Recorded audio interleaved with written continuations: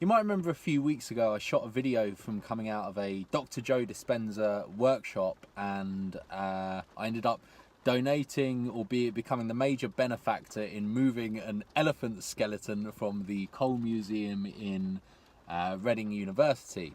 Now, I've just been to see said elephant and have a little bit of a tour around, and I wanted to really mention off the back of this a couple of points to do with, firstly, financial thermostat, and secondly, the value and the absolute power of investing in yourself. Now, being a major benefactor in moving an elephant skeleton does not class as investing in yourself. Just to clarify, what I'm talking about here is investing in your own growth, your self-development, learning, and really just making sure that money that you're spending is going to the best investment and the best asset that you will ever have, and that is yourself, your education. And there's a very specific reason for this. Now, something that I hear a lot of the time, especially in online business, is people will say, oh, you know, I would invest in myself, I would invest in my business, I would invest in education, but I can't afford it. You know, I don't have the money. If I had the money, then I would invest. Now, the problem with that is it's kind of like saying, oh, I would go to the gym if I had six-pack abs, but because I don't have six-pack abs, I'm not going to go to the gym, right? Exactly the same concept. If you're saying I can't invest in myself because I don't have the money, it's the same as saying I can't go to the gym because I don't have six-pack abs. It's not the way it works. It doesn't work that way around.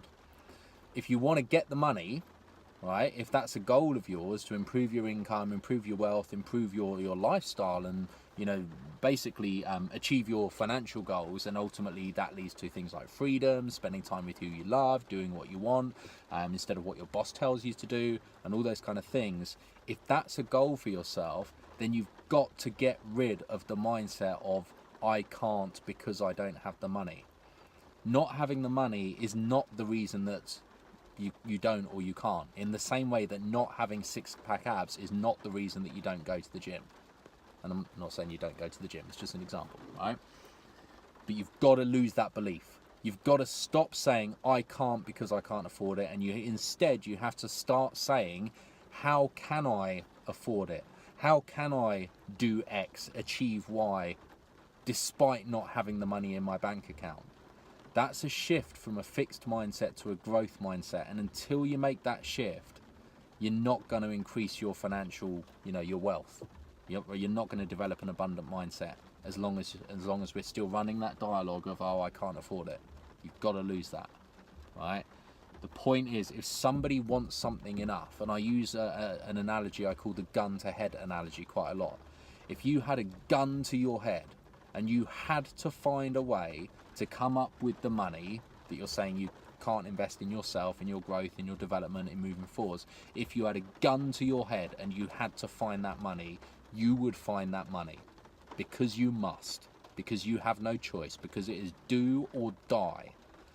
And if you could find the money in that situation, but you're not finding the money now, it's nothing to do with you not being able to do it because you don't have the money. It's simply that at the moment you're not willing to get uncomfortable enough to move forwards and achieve whatever goals you're setting. And that might sound harsh, but it's the truth. You know, if we're not willing to get uncomfortable enough to find the money, it's simply that it's not a priority for us. It's not that we can't afford it, it's just it's not important enough. And when you can acknowledge that and take responsibility for that, the story of I can't afford it will stop controlling you. And then you can start to do something about it. When you let go of the story, it stops controlling you. Remember that. So I hope that helps. I'm going to drive back now in this lovely British weather, which you can probably see out the window here. Enjoy the rest of your day. I'll speak to you soon in another video. Bye for now.